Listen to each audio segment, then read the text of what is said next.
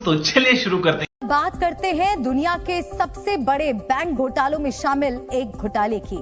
ये घोटाला वियतनाम में हुआ है और इस घोटाले की मास्टरमाइंड एक महिला है।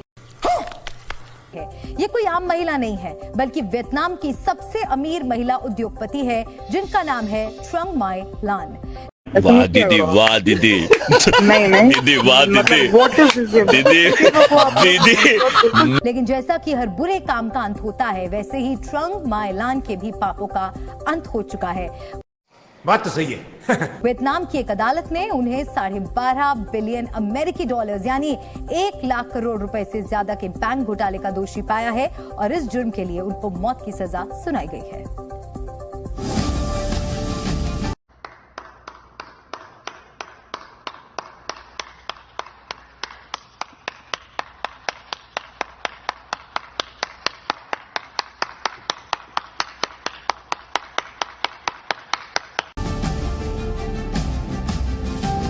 ट्रंग माय लान वियतनाम की सबसे अमीर महिला, जिसके पास देश के हर महंगे इलाके में होटल्स और प्रॉपर्टीज थी। ट्रंग माय लान वियतनाम की सबसे बड़ी रियल एस्टेट वीटीपी ग्रुप की मालकिन है। Not bad, not bad. Now you. लेकिन अब इनकी पहचान बदल चुकी है। अब ट्रंग माय लान वियतनाम की सबसे बड़ी धोखेबाज और सबसे भ्रष्ट महिला है।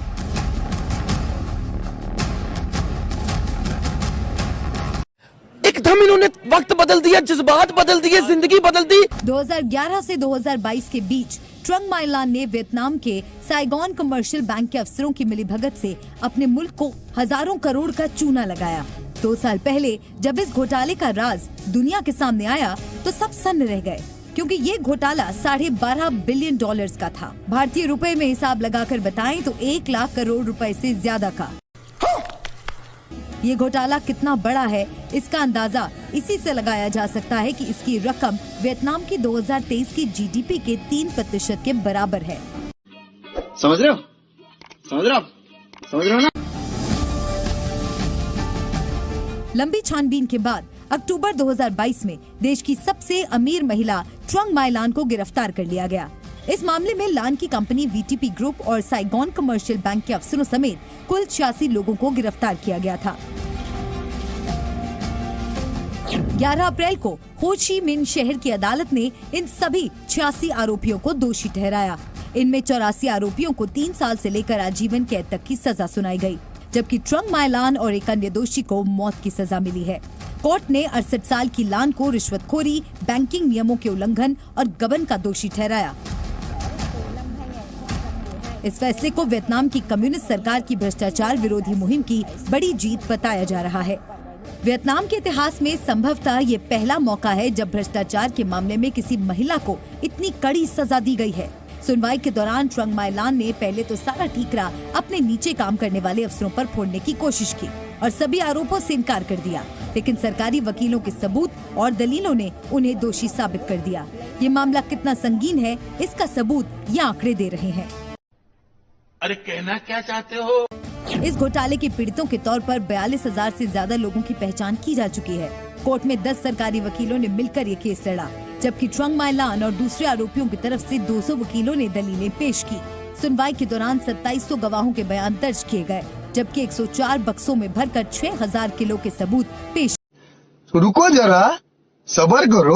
1956 में जन्मी ट्रंग माय लान ने पढ़ाई के बाद कॉस्मेटिक्स की दुकान पर नौकरी से करियर की शुरुआत की और जब 80 के दशक में वियतनाम ने आर्थिक सुधारों का ऐलान किया तो लान मौका देखकर रियल एस्टेट सेक्टर में उतर गईं और उसके बाद उन्होंने पीछे मुड़कर नहीं देखा और महज 10 साल के भीतर वो वियतनाम के अरबपतियों में शुमार होने लगी। कई लग्जरी होटल्स और रेस्टोरेंट्स की मालकिन बन चुकी थी। वियतनाम के कानून के मुताबिक कोई भी व्यक्ति वहां की जमीन का मालिक नहीं बन सकता है। जमीन पर मालिकाना हक हमेशा सरकार का होता है, लेकिन सरकार की मंजूरी लेकर जमीन को डेवलप किया जा सकता है। ट्रंग माय लान ने कम्युनिस्ट पार्टी के नेताओं से अपने रिश्तों का फायदा उठाया और वियतनाम के कई शहरों में लग्जरी प्रॉपर्टीज खड़ी कर ली। ओ भाई, मारो मुझे, मारो मारो मुझे, मारो मारो। नहीं ये मजाक हो रहा है, एक सेकंड यार, मजाक हो रहा है। 2011 में लान ने अपने रसूख का इस्तेमाल करते हुए 3 छोटे बैंकों का विलय करवा दिया और एक नया बैंक बना, साइगॉन कमर्शियल बैंक। पैसे और रसूख के दम पर उन्होंने साइगॉन कमर्शियल बैंक में अपने लोगों को बिठा दिया। इसके बाद उसने अपने सहयोगियों की मदद से कई शेल कंपनियां बनाई और बैंक अफसरों की मदद से इन शेल कंपनियों को भारी भरकम लोन दिलवाए। साइगॉन कमर्शियल बैंक ने जो लोन दिए थे उनमें 93% लोन लान और उसके सहयोगियों को दिए गए थे। बताया गया कि लान और उनके सहयोगियों ने बैंक से $44 बिलियन यानी करीब 4 लाख करोड़ रुपए का लोन लिया था। बैंक अफसर उसके काले कारनामों पर चुप्पी साधे रहे, इसके लिए लान उनको मोटी रिश्वत देती थी। और हर बुरे कर्म की नियति तय है, जैसा करोगे वैसा भरोगे। ट्रंग माई लान के मामले में भी कुछ ऐसा ही हुआ। 11 साल तक सरकार और जांच एजेंसियों की आंखों में धूल झोंकने के बाद आखिरकार उनके पापों का घड़ा भर गया और देश की सबसे अमीर महिला, देश की सबसे कठोर सजा पाने वाली पहली महिला बन गई। हालांकि लान के पास मौत की सजा के खिलाफ अपील करने के लिए 15 दिन का वक्त है।